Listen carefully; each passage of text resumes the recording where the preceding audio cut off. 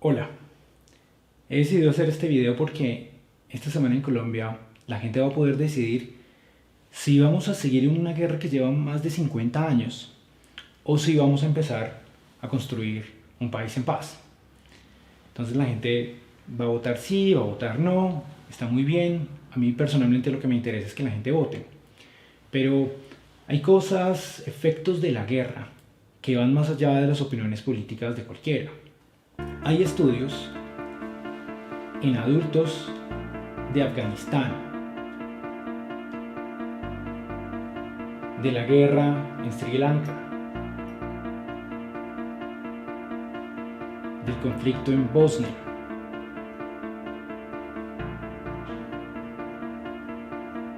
del Líbano,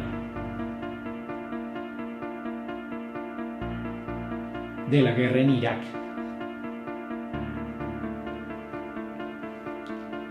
Camboya y del conflicto armado en Israel.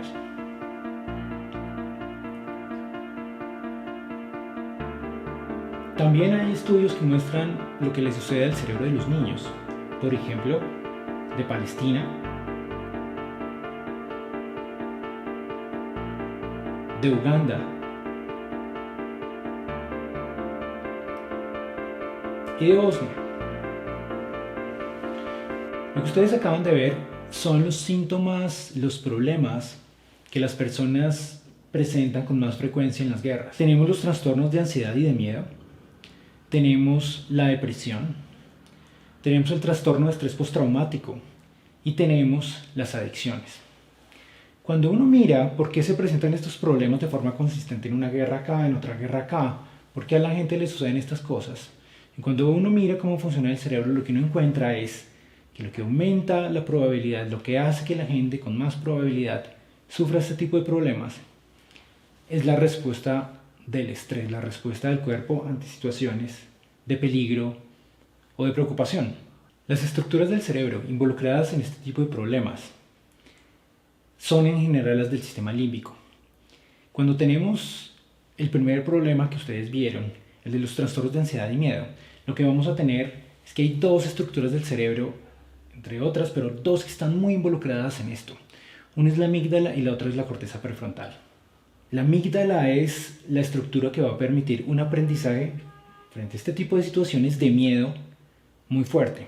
Y lo que va a suceder es que ese miedo se va a volver resistente y no se va a ir con el tiempo. Va a ser difícil que la persona desaprenda ese miedo. La siguiente estructura crucial cuando se presenta la depresión es la corteza cingulada anterior.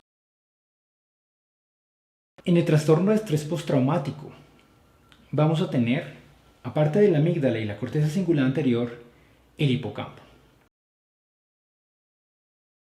Es muy importante para lo que se conoce como la memoria declarativa, un tipo de memoria en la cual yo puedo contarle a los demás cómo es que yo sé lo que sé. Eso suena raro.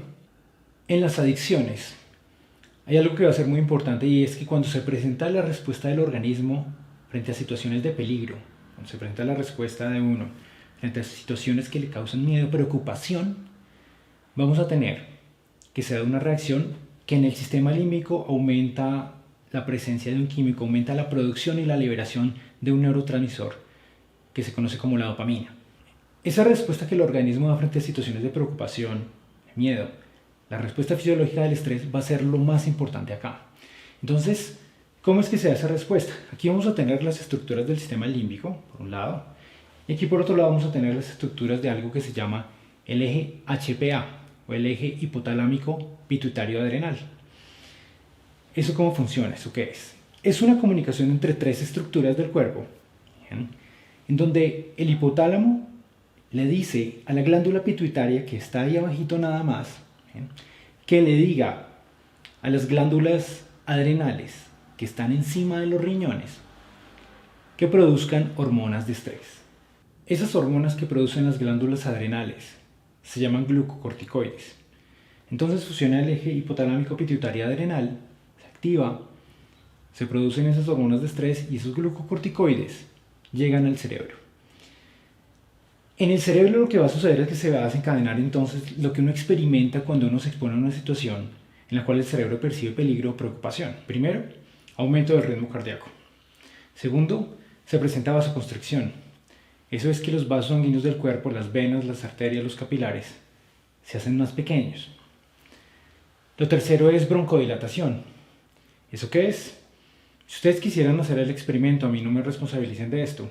Ustedes se van detrás de un amigo en la cafetería del colegio, de la universidad, llevan la bandeja de la comida de esa persona y ustedes se acercan por detrás y antes de que las personas les digan las groserías que les van a decir, lo que va a suceder es que la persona hace... Eso es broncodilatación. Y eso sirve porque como se supone que el organismo se prepara para defenderse o escapar, y los músculos necesitan, además de mucha energía que llega a través de la sangre, también necesitan oxígeno que llega a través de la sangre también. Entonces aquí lo que voy a hacer con la broncodilatación es capturar oxígeno extra para mandarlo a los músculos, no sea que realmente necesitemos defendernos o escapar. Aquí viene algo muy importante. Esa reacción del organismo frente a situaciones de peligro, de sorpresa, de preocupación. En esa cafetería en la cual ustedes acaban de asustar a su amigo, esa respuesta que él presenta es una respuesta buena. Es muy útil, nos prepara para la defensa, nos prepara para escapar frente al peligro y en una situación de peligro, el último que se vaya puede ser el primero que muere o que le pasa algo malo. Entonces, bien, el problema va a ser cuando esa reacción del organismo por la presencia de glucocorticoides en el cerebro se presenta no una vez, sino de forma muy intensa y además de forma crónica, de forma repetida a lo largo del tiempo. Aquí es donde vamos a tener el problema y es que los glucocorticoides de forma constante en el cerebro, cuando se encuentran en mucha cantidad, lo que van a producir es daño en las estructuras de aquí del sistema límbico. En particular, de todas las que hablamos, las que más se van a dañar van a ser el hipocampo y la corteza prefrontal. El problema es que esas son las estructuras encargadas de decirle aquí al hipotálamo que apague la respuesta de estrés, que la termine, porque resulta que el peligro ya ha pasado. Como ya no hay quien le diga de nuevo al hipotálamo que apague la respuesta frente al estrés, porque estas áreas no funcionan tan bien, este sigue produciendo las hormonas de estrés por más tiempo. ¿En qué consiste el daño que se presenta en estas estructuras que tienen muchos receptores para los glucocorticoides en el cerebro? Lo primero es que se va a deteriorar la conexión entre las neuronas de esas áreas. Se va a perder.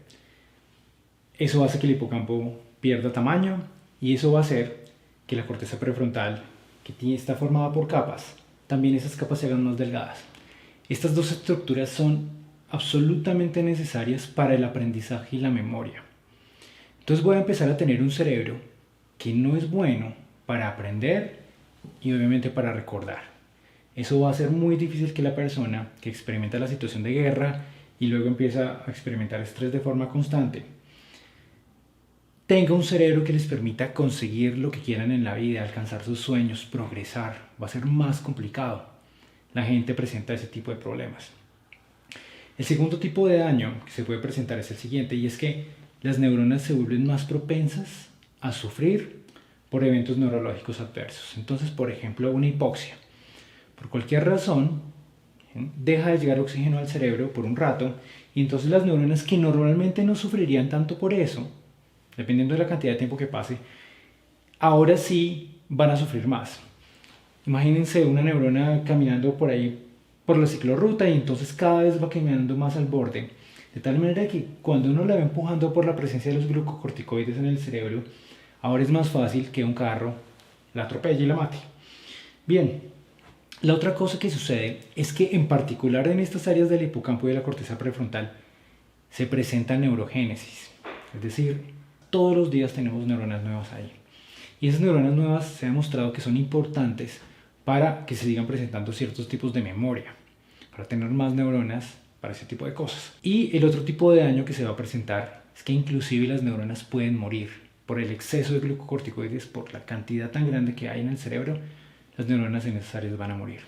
También se ven alteradas, obviamente, las neuronas de la amígdala y de las otras áreas del cerebro, pero aquí vamos a tener los efectos en esas diferentes áreas relacionadas con los síntomas y los problemas que tenían las personas en las situaciones de guerra en otros países. Aparte de todo ese tipo de problemas, entonces vamos a tener el siguiente, que para mí es peor, es insospechado, y es que si una de estas personas, una mujer, queda embarazada y como tiene un sistema aquí, el eje hipotalámico pituitario adrenal, que no para de producir hormonas de estrés cuando la persona se preocupa, porque aquí no tiene el hipocampo y la corteza prefrontal que le digan a estos que terminen la respuesta fisiológica del estrés, que dejen de producir glucocorticoides. Lo que va a pasar acá es que esta persona con más frecuencia y por más tiempo presenta esas hormonas de estrés, y cuando quede embarazada resulta que los glucocorticoides, a diferencia de muchas otras hormonas, son buenos para aplazar la placenta. Traspasan la placenta y llegan al feto. Y entonces, cuando llegan al cerebro de este feto, cerebro de este bebé, van a tener los efectos adversos, los efectos negativos que tenían sobre el cerebro de los adultos. Van a empezar a llegar a las áreas que más receptores tenían para los glucocorticoides, de nuevo el hipocampo y la corteza prefrontal, y les van a empezar a dañar. En particular, lo que sucede, además de estas áreas con todas las otras del sistema límbico, es que se inhiben los procesos normales de crecimiento. Vamos a tener niños que no han nacido y ya van a tener un cerebro que no va a ser tan bueno para aprender y que no va a ser tan bueno para recordar. Y también vamos a tener la posibilidad de que ese bebé, si es una niña, cuando crezca y quede embarazada, como va a tener un sistema hiperreactivo del estrés, va a pasarle muchos glucocorticoides a su feto, a su bebé, y vamos a tener entonces la abuela, la hija, la nieta, las tres con el mismo problema. Los efectos de la guerra en el cerebro de la mamá, van a transferirse a los hijos. Entonces, ya les he dado suficientes malas noticias. Ahora las buenas noticias son las siguientes. ¿Por qué el video se llama Los efectos de continuar la guerra? Porque no solamente los efectos de la guerra, porque es que estos efectos son reversibles, se pueden detener. ¿Cómo se sabe que el cerebro se puede recuperar? Bueno, uno no puede hacer experimentos y someter a la gente a situaciones de extrema preocupación y miedo, pero hay otro tipo de enfermedades que producen en los cerebros de la gente exceso de glucocorticoides. Por ejemplo, algo que se llama el síndrome de Cushing, producido por un tumor en la glándula pituitaria. Entonces teníamos el hipotálamo y tenemos la glándula pituitaria ahí debajito. Un tumor hace que se produzcan muchas señales que hacen que se produzcan en el eje HPA hormonas de estrés. Las personas que tienen síndrome de Cushing, entre muchos otros problemas de salud, presentan problemas de memoria, presentan ansiedad y miedo, presentan todo este tipo de cosas que se dan cuando no funcionan bien las estructuras del cerebro porque hay demasiada presencia de glucocorticoides ahí. Lo que uno ve, lo que los estudios muestran, es que cuando se quita el tumor, el cerebro se recupera, las estructuras recuperan su tamaño, por lo menos en un porcentaje muy importante, y las funciones neurocognitivas, psicológicas, de la propensión a la depresión, a las adicciones y demás, puede pasar con el tiempo. En algunos casos, infortunadamente, parece que nunca pasa. Pero el cerebro sí se recupera. Y entonces, en muchos casos también es solamente cuestión de tiempo, de que si el cerebro se recupera y hay que esperar entre 1 y 2 años mínimo, entonces vamos a tener que esas personas van a tener de nuevo un cerebro que va a ser bueno para conseguir lo que quieran en la vida. Es importante que esto se detenga. Es importante parar el problema que tenemos en este país.